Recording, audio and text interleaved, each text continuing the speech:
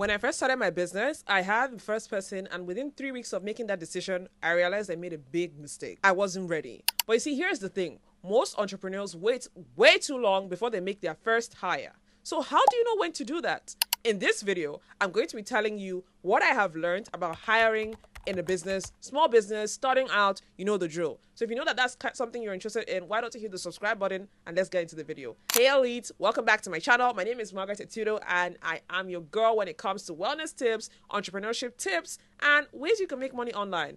Everything in between and lifestyle tips. So if you know that's something you're interested in, I will be taking you through a wonderful journey and you can always get started or join me along when you subscribe to my channel.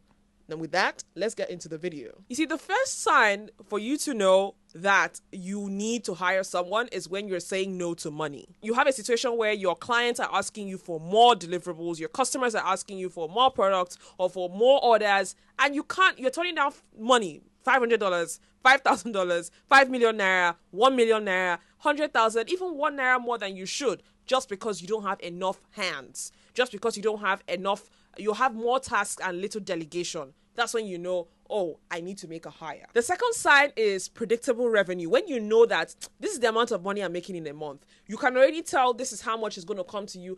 On your worst month, this is how much. On your best month, this is how much. You have like a gauge. You sort of know what you're doing. That's when you know that, yes, you can afford the financial decision and implication of hiring someone. Now, the third sign is you know exactly what to delegate. You've done the task well enough that you can teach it. You have the ability to write down the task, the skill set, step by step in a document, or what you call SOP, standard operating procedure, such that if you're not in the equation, that person or whoever reads that document can provide the same skills, the same deliverables that you do perfectly, almost perfectly, as much as you can do it.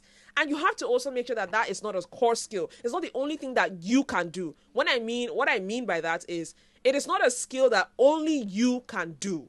Like, no one can replace you in that skill. You don't want to delegate something like that because you're going to crumble and crush your business before it even has a chance to bloom and germinate into something wonderful. Now, a lot of entrepreneurs have made the mistake of hiring a full-time employee when what they needed was a contractor, or just making a decision to hire someone because they felt like they were burnt out and not that the business grew to the stage where it could afford someone.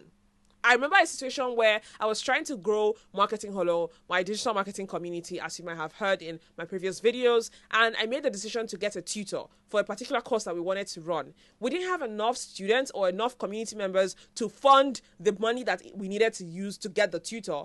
So it was like we were paying out of pockets for something that we didn't even know if it was going to last. We didn't even know if we didn't validate the opinion, the option, or rather the idea. We didn't validate it enough to make that decision. So we did lose money, I and my co-founder, but we learned something. Well, I learned something well enough to make this video, telling you that you do not make financial decisions just because you feel like it.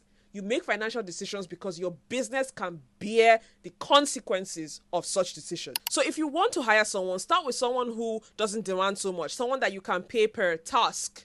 Test it. See if it's something that you can sustain, if it's something that your business can afford. Make sure to always have 2 to 3 months of the person's salary saved somewhere. Just stash it. You don't want to give people excuses after they finish putting all their time into getting your work done. So make sure that you keep their money safe before you even contract them. Always document the role before the start. The reason why a lot of people or a lot of employees are not as efficient as their employers want them to be is because they don't even understand what they're supposed to be doing. They feel like they know it, but when push comes to shove, they are lost. They end up doing things that you cannot take from anyone, including yourself. So if you know you want to avoid something like that, write it down. Do not be lazy. And now with the whole plethora of AI options that we have, from ChatGPT all the way to Grok, I would tell you that it's not going to be a problem for you to find an AI tool that will put your ideas, your words, your instructions into a simple document that anyone can read. All right, my elites, that's all for this video. Remember that I do not like to ramble on in my YouTube videos. I like to just keep it short, simple, and actionable. I want you to take steps. I want you to get the information down. So if you know that this you were interested in what I was saying, why don't you tell me in the comments the first task that you're going to delegate, assuming you're in a position to hire someone? What's that thing you want to do? I would love to read them and who knows, it might give me some inspiration. Make sure to hit the subscribe button, follow, and turn on the notifications so you never miss out when I come on live. And with that, I'll see you in the next one. Toodles!